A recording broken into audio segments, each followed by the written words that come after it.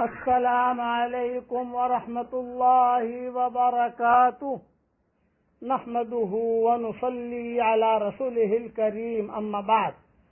آج کا سبق سن لیجئے۔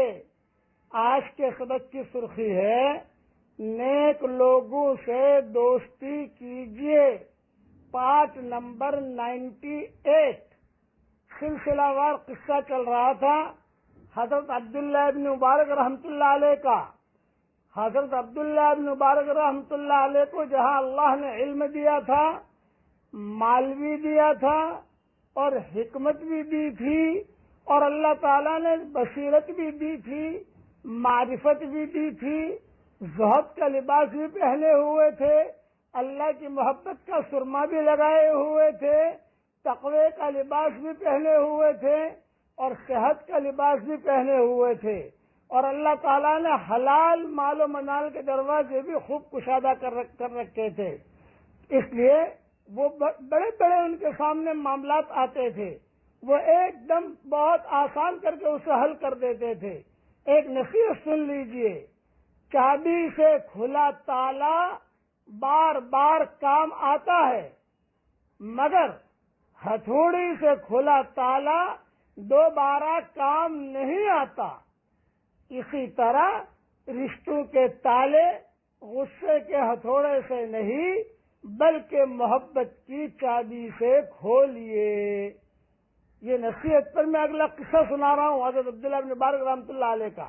یہ نصیحت پھر سے سن لیجئے، چابی سے کھلا تالا بار بار کام آتا ہے، مگر ہتھوڑی سے کھلا تالا دوبارہ کام نہیں آتا۔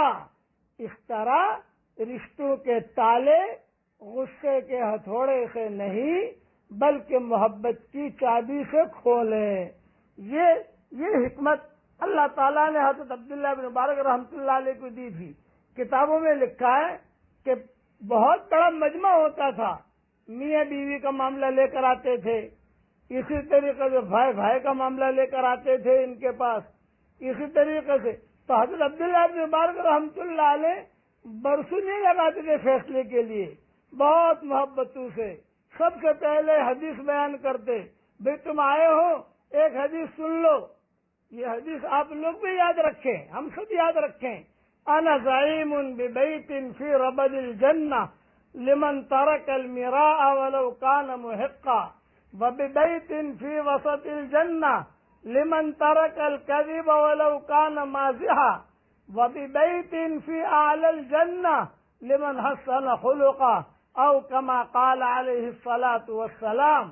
حضور صلی اللہ علیہ وسلم فرماتے ہیں عبداللہ بن مبارک کا گویا کہ معمول، فقہا کا معمول، کہ کوئی بھی لڑائی والی بات ان کے سامنے آتی تو سب سے پہلے یہ حدیث ہے ان کو جو ہے یہ حدیث سناتے، میں فرماتے، چنانچہ حدیث میں حضور صلی اللہ علیہ وسلم فرما رہے ہیں میں جنت میں گھر دلانے کا ذمہ دار ہوں اس آدمی کے لیے جو اپنا حق ہوتے ہوئے اپنا حق معاف کر دے۔ حق ہے آپ معاف کر رہے ہیں تو حضور صلی اللہ علیہ وسلم وعدہ کر رہے ہیں میں جنت میں گھر دلانے کا ذمہ دار ہوں، جنت کے بیچ میں گھر دلانے کا ذمہ دار ہوں۔ کس کے لیے؟ اس آدمی کے لیے جو مذاق کا جھوٹ بھی چھوڑ دے۔ اور تیسری بات بتائی جنت کے اونچے درجے میں گھر دلانے کا ذمہ دار ہوں اس کے لیے جس کے اخلاق اونچے ہوں۔ تو حضرت عبداللہ بن مبارک رحمۃ اللہ علیہ لوگوں کو یہ حدیث بیان کر کے ان کے فیصلے کرتے تھے، اور اگر کبھی لینے دینے میں کچھ پیسے کم پڑ جاتے، بھئی تجھے کتنے دینے ہیں؟ یہ کہ مجھے 50,000 درہم دینے ہیں۔ تجھے کتنے لینے ہیں؟ یہ کہ اتنے لینے ہیں۔ کتنے گھٹتے ہیں؟ اتنے گھٹتے ہیں۔ چلو یہ گھٹا ہوا جو ہے میں تم کو دے دیتا ہوں اور تم دونوں محبتوں کے ساتھ جاؤ۔ یہ کام کرتے تھے حضرت عبداللہ بن مبارک رحمۃ اللہ علیہ، اس لیے یہ مبارک تھے، اور یہ چیز انہوں نے سیکھی تھی اپنے ماں باپ سے۔ اپنی اولاد کو بھی اچھے اخلاق سکھائیے۔ کسی کے کام آ جانا یہ انسان کی بہت بڑی سعادت مندی کی علامت ہے۔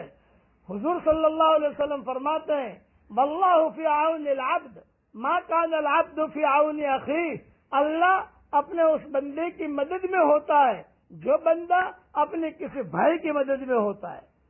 بھائی کا مطلب یہاں حقیقی بھائی نہیں ہے.